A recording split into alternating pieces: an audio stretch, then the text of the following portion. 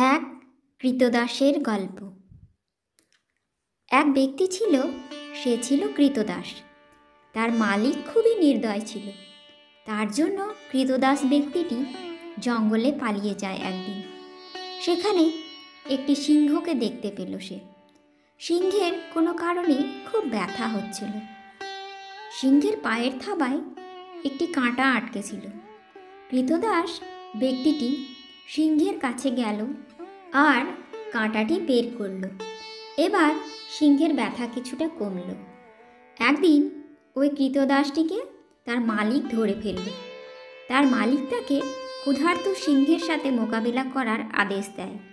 কৃতদাস ব্যক্তিটি বুঝে গেছিল যে এবার তার মৃত্যু অনিবার্য। কিন্তু একটা আশ্চর্য ঘটনা ঘটল।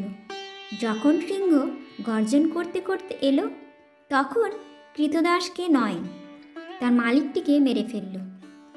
এটি সেই সিংহটিই ছিল, কৃতদাস যার জীবন বাঁচিয়েছিল।